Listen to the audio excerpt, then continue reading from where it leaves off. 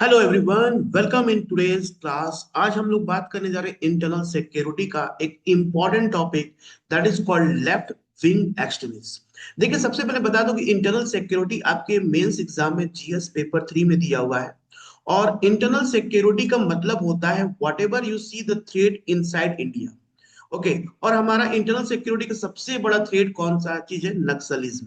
नक्सलिज्म। और ये यूपीएससी हर साल इस पे 1 ईयर गैप करके एक बार जरूर क्वेश्चन नक्सलिज्म हो या लेफ्ट विंग एक्सट्रीमिज्म से पूछता है। तो चलिए आज की क्लास में हम लोग डिस्कस करेंगे what exactly the concept of left wing extremism. देखिए, यहाँ पर दो बात आपको याद रखना है कि यहाँ पर एक लिखा हुआ लेफ्ट विंग, यानी कि जो लेफ्टिस्ट, जो कहने वाले, जो लेफ्ट माइंड के लोग हैं, जो लेफ्ट आइडियोलॉजी को रखते हैं, जिन्होंने कहते हैं कि जो वर्किंग क्लास के बारे में सोचते हैं, जो कि बोलते हैं कि कंसंट्रेशन ऑफ वेल्थ एक जगह नहीं होना चाहिए, डिस्ट्रीब्यूशन होना चाहिए रिसोर्सेज का। और वैसे आइडियोलॉजी के लोग होते हैं, उससे हम लोग लेफ्टिस्ट आइडियोलॉजी कहते हैं, which is very different from right ideology. जो राइट आइडियोलॉजी के लोग होते हैं, दे बेसिकली थोड़ा बहुत कैपिटलिज्म फॉर्म के होते हैं, ठीक है। They talk about means concentration of wealth, means profit होना की बात करते हैं। और यहाँ पर एक्सट्रीमिस्ट का मतलब हो गया वैसे ग्रुप के लोग जो कि आर्म्स लेकर अपने जो भी डिमांड्स है उसको पूरा पूरा करते हैं। तो इस पूरे कॉन्सेप्ट को हम लोग समझेंगे, लेफ्ट विंग एक्सट्रीमिज्म है क्या। देखिए, हमारे कंट्री में लेफ्ट विंग एक्सट्रीमिज्म को हम लोग कॉमन में समझते हैं नक्सलिज्म। ये क्या है? Naxalism and left wing extremism दोनों कह सकते हैं कि दोनों सेम चीजें। इसमें कोई डिफरेंट है नहीं, ठीक है, इसमें कोई भी डिफरेंट है नहीं। यहाँ पर आपको थोड़ा बहुत मैं बता दूंगा कि जैसे किस तरह से यहाँ पर आपको सारे कॉन्सेप्ट को क्लियर करेंगे। सबसे पहले हम हमारे प्राइम मिनिस्टर क्या कहते हैं। हमारे प्राइम मिनिस्टर कहते हैं, it is true that most violence had stalled the progress of many district in central and eastern India. इन्होंने साफ साफ यहाँ पर मेंशन किया है कि यहाँ पर सेंट्रल इंडिया और ईस्टर्न इंडिया के जो पार्ट्स है वहां पर सबसे ज्यादा मॉइस्ट वायलेंस हो रहे हैं। और मॉइस्ट वायलेंस किया कि माओइज्म के बारे में बात कर रहे हैं उन्होंने। और इसीलिए 2015 में इनकी government, our government formulate a comprehensive national policy on action plan to eradicate voice violence. तो देखिए, ये जो कि हमारे कंट्री में मनमोहन सिंह प्राइम मिनिस्टर जब थे, उसके बाद जब प्राइम मिनिस्टर नरेंद्र मोदी बने, तो इन सारे जो गवर्नमेंट थी उनके लिए सबसे बड़ा चैलेंजिंग पार्ट क्या था? नक्सलिज्म था। और नक्सलिज्म को, मॉइस्ट वायलेंस को हटाना सबसे बड़ा इनके लिए प्रायोरिटी रहा, क्योंकि ये सारे के सारे डेवलपमेंटल वर्क जो भी हो रहे थे, उन सारी चीजों को ये रोक रहे थे, उनको कंप्लीट नहीं होने दे रहे थे। That's why they their main priority was to how to eradicate Maoist violence. इन्होंने कहा कि along with zero tolerance towards violence, we have also focused on massive push to infrastructure and social empowerment to bring a positive change in the lives of the poor people in this region। देखो, यहाँ पर इनके अगर statement की बात करें तो पूरा का पूरा कॉन्सेप्ट ही क्लियर हो जा रहा है, क्योंकि ये बोल रहे हैं कि देखो, मॉइस्ट जो होते हैं, जो नक्सलिज्म होते हैं, उनका सबसे बड़ा ऑब्जेक्टिव क्या होता है कि गवर्नमेंट का डेवलपमेंट प्रोग्राम ना हो पाए। और ये जो टारगेट करते हैं, ये पुअर पीपल, पुअर जो विलेज के लोग हैं, उनको ये टारगेट करते हैं। अगर इनको नक्सलिज्म को इंडिया से हटाना है तो सबसे अच्छा तरीका क्या है गवर्नमेंट के लिए? कि यहाँ पर डेवलपमेंट कराए। उस पुअर विलेजेस, उस गांव में, उस जगह पे जहां पर इंफ्रास्ट्रक्चर की कमी है, जहाँ के लोग गवर्नमेंट के पे विश्वास नहीं कर पाते, जहां पर जॉब की कमी है, पॉवर्टी आज भी है, तो उस जगह पे अगर हम काम करें, उस जगह पे इनका डेवलपमेंट की बात करें, तो ये कहीं ना कहीं हमारे लिए पॉजिटिव रिजल्ट देगा। और ये हमारी गवर्नमेंट भी इस बात को मानती है। तो चलिए आगे बढ़ते हैं, जो कॉन्सेप्ट है उसको पूरी तरह से समझेंगे। एक्चुअली क्या है कि लेफ्ट विंग एक्सट्रीमिज्म और नक्सलिज्म दोनों दोनों सेम चीज होता है। जो लेफ्ट विंग एक्सट्रीमिज्म होता है उसको नक्सलिज्म भी कहा जाता है हमारे कंट्री में, ठीक है। India major internal security challenge. आपको पता है कि जो चैलेंजेस होते हैं, इंटरनल सिक्योरिटी चैलेंजेस है, ऐसा नहीं कि इंडिया इंडिपेंडेंस हुआ तब से इंडिया में इंटरनल सिक्योरिटी थ्रेट बढ़ गया है। ये हमारे कंट्री में शुरू से देखा जा रहा है। जब देखा जाए मौर्यन एम्पायर में, देखा जाए तो अशोका कौटिल्य जो थे, उन्होंने भी इंटरनल और एक्सटर्नल थ्रेट के बारे में बात किया था। तो कहीं ना कहीं एक, जब भी एक कंट्री की बात होती है, एक ऐसे रीजन की बात की जाती है, तो वहां पर दो तरह के चैलेंजेस होते हैं, इंटरनल प्लस एक्सटर्नल। हमारे यहाँ जो internal security challenge, Naxalism, money laundering, ये सारे जो चीजें काफी ज्यादा प्रॉब्लम है।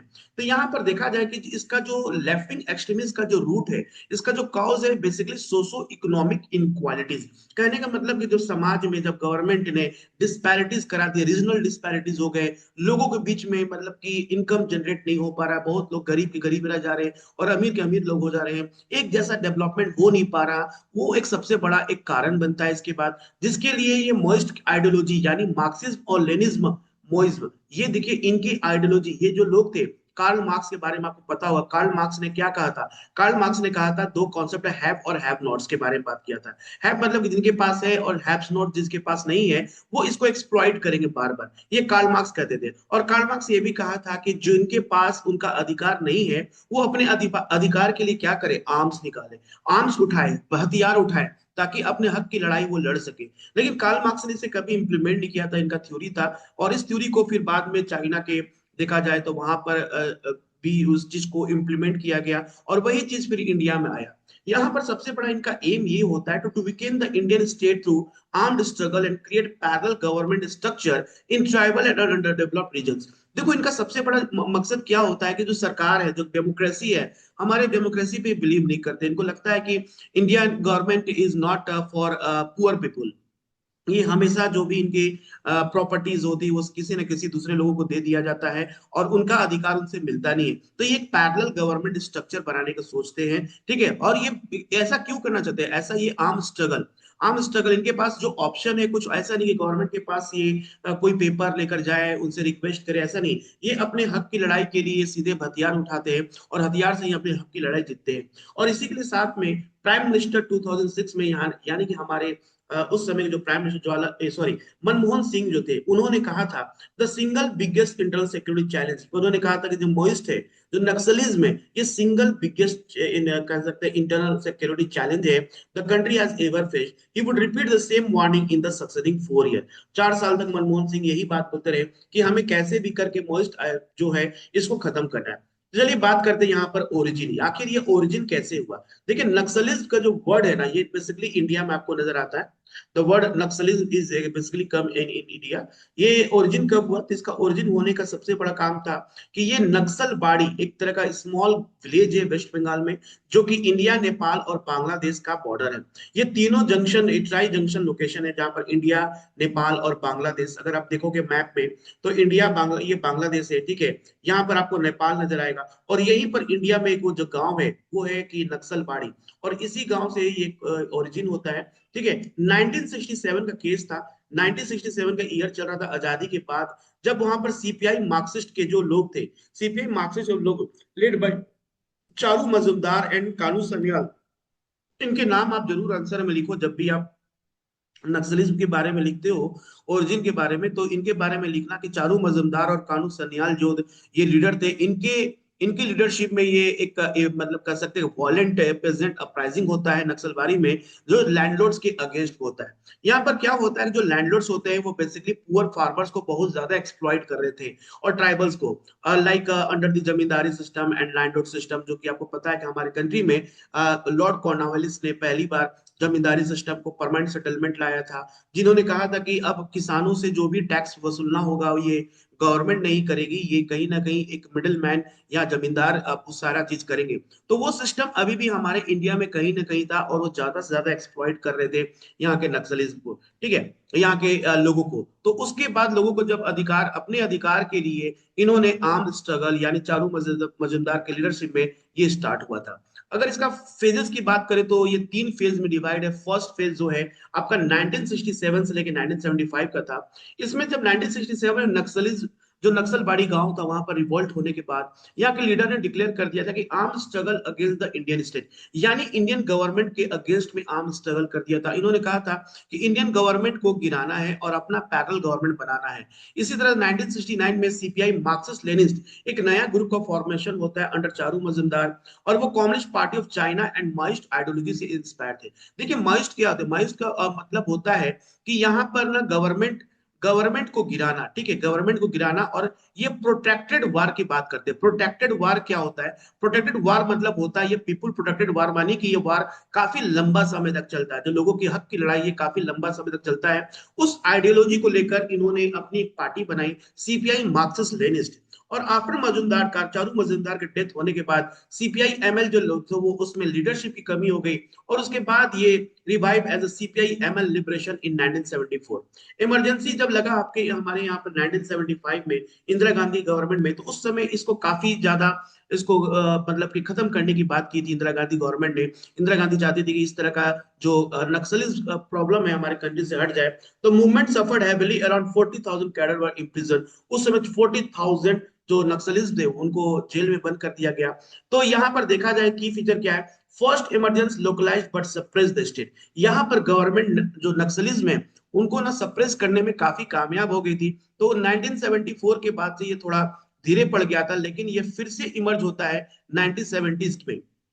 सो पोस्ट इमरजेंसी के बाद से फिर से नक्सलिस्ट ग्रुप जो है ना फिर से इमर्ज होता है। ये पूरा करते हैं, कैलकुलेट करते हैं, पूरा ये डाटा कलेक्ट करते हैं पूरे इंडियन स्टेट से, पूरे जगह से कि किस किस गांव में ये अपने आइडियोलॉजी, अपने जो इनका मॉडस ऑफ ऑपरेंडी क्या है। इनका मॉडस ऑफ ऑपरेंडी सिंपली ये है कि कैसे लोगों को सरकार के अगेंस्ट में भड़काना।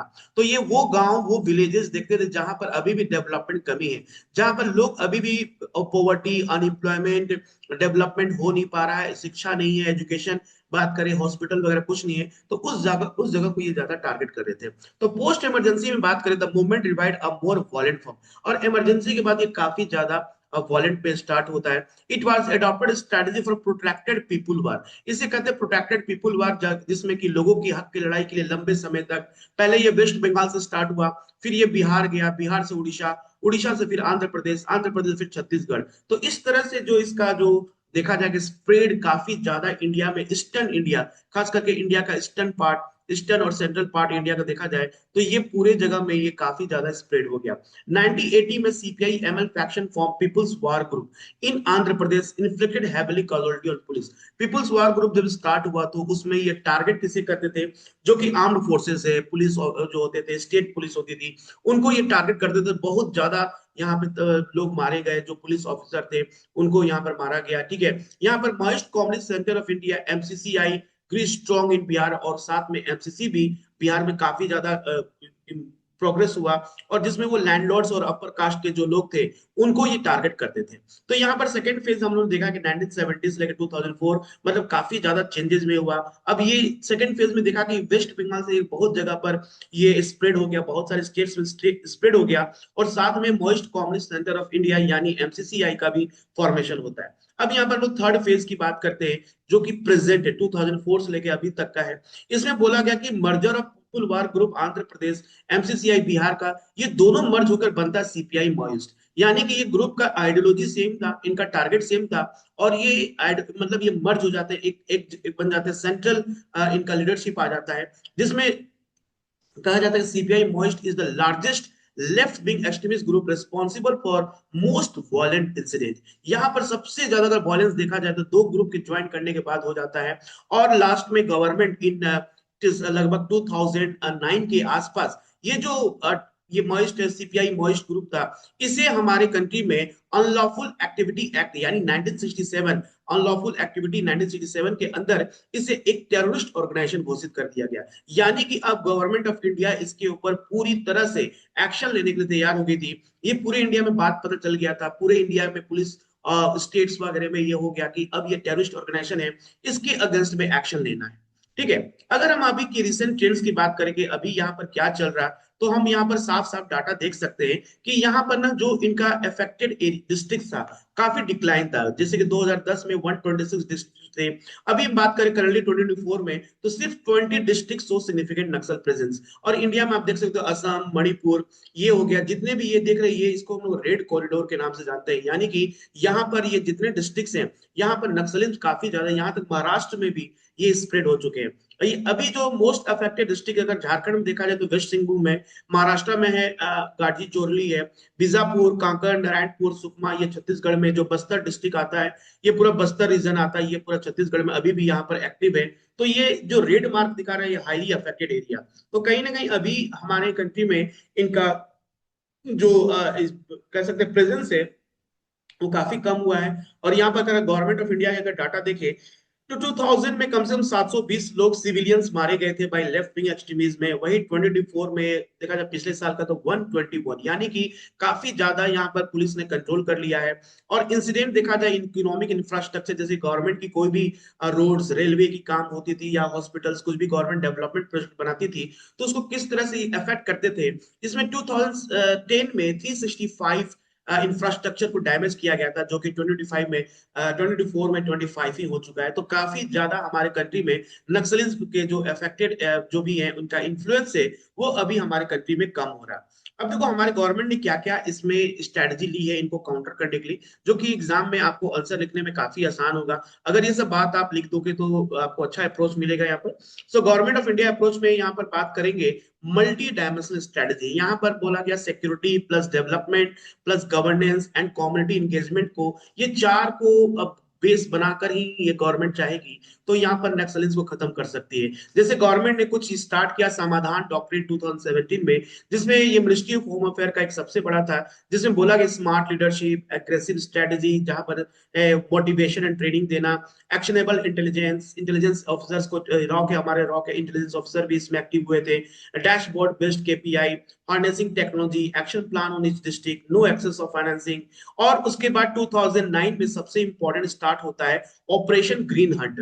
तो ये massive security offensive against the Maoist group, specialised forces like their cobras, okay, CRPF के जो कोबरा बटालियन को डिप्लॉय किया गया, स्टेट पुलिस को और मॉडर्नाइजेशन किया गया, ठीक है। यहाँ पर fortified police station, drone, satellite mapping, real time surveillance, ये सब चीजों को यूज किया गया ताकि हम अपने कंट्री जो सबसे बड़ा इंडिया का थ्रेट है नक्सलिज्म को, उसको हम यहाँ से खत्म कर सके। उसके बाद गवर्नमेंट ने बोला कि डेवलपमेंट मेजर बहुत इंपॉर्टेंट है हमारे कंट्री में। अगर डेवलपमेंट होगा तो बहुत अच्छा से हम कंप्लीट कर पाएंगे। जैसे रोड कनेक्टिविटी प्रोजेक्ट स्टार्ट किया है, एस्पिरेशनल डिस्ट्रिक्ट प्रोग्राम 2018 में स्टार्ट किया, जिसमें health, education, agriculture, skill development, क्योंकि अगर लोगों को सही ढंग से उनका रोजगार मिले और उनको स्किल किया जाए तो कोई इसमें दिक्कत की बात है नहीं। वो काफी अच्छा से चीजों को मतलब समझ पाएंगे, गवर्नमेंट भी विश्वास कर पाएंगे।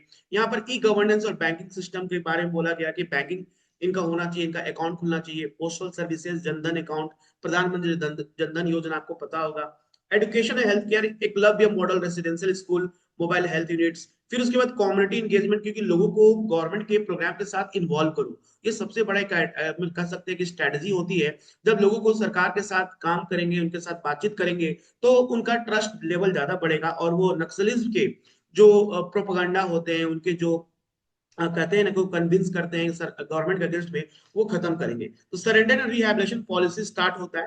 बोला गया कि सरेंडर करने से आपको पैसा मिलेगा, उनको फिर ट्रेनिंग दिया जाएगा, उनके बच्चों को पढ़ाया जाएगा अच्छे स्कूल में। तो ये सब कुछ बोला कि जो नक्सली सरेंडर करेंगे उनके लिए ये होगा।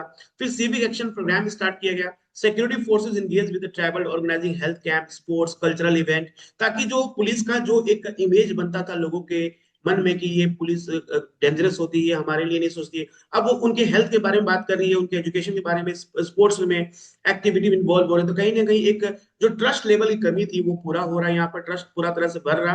विनिंग हार्ट्स एंड माइंड्स कहने का focus on trust building, dialogue, participation on tribal communities. तो इस तरह से कहीं ना गवर्नमेंट क्या कर सकती है, नक्सलिज्म के ऊपर अपना कंट्रोल कर सकती है। अभी हम रिसेंट सक्सेस की बात करें तो गवर्नमेंट ने क्या किया है, यहाँ पर जो LWE का वायलेंस है, लेफ्ट विंग एक्सट्रीमिस्ट का, वो काफी हद तक कम हो गया, ठीक है। जैसे कि हमने देखा बहुत हो गया कम। यहाँ पर जो डिस्ट्रिक्ट रिड्यूस फ्रॉम 126 से 145, मतलब 25 हो चुका है अब। Many district are now free from most dominance, allowing education, banking, postal service, health care, telecom connectivity. और गवर्नमेंट ने कहा है कि 31 मार्च, याद रहे ये डेट, ये बहुत इंपॉर्टेंट, 31 मार्च 2026 तक हम नक्सलिज्म को इंडिया से एलिमिनेट कर देंगे, जो इंडिया का सबसे बड़ा एक सिक्योरिटी थ्रेट है। तो इसके साथ से आप यहाँ पर कंक्लूजन में कुछ बातें लिख सकते हैं कि Naxalism has been India's biggest internal security challenge since 1967। और इसका जो ग्रुप है ये सीपीआई मोइस्ट सबसे ज्यादा अभी डेंजरस हो गया था। Today security operation, inclusive development, tribal empowerment movement is its weakest. कहने का मतलब है कि अगर हम इस सब चीज को करेंगे तो कहीं ना कहीं ये वीक हो सकता है। और बाय 2026 गवर्नमेंट ने तो प्रॉमिस कर दिया कि यहाँ पर हम एलिमिनेट करेंगे लेफ्ट विंग एक्सट्रीमिस्ट का। Integration of tribal and remote region into the mainstream of development, यानी कि ट्राइबल एंड रिमोट रीजन को यहाँ पर ज्यादा से ज्यादा डेवलपमेंट कराने से कहीं ना कहीं नक्सलिज्म हमारे कंट्री से अपने आप एलिमिनेट हो जाएंगे। Okay, so this is for a very short video on Naxalism, so that you better understand the concept. We'll meet you in the next video and talk about next topic. Thank you, everyone.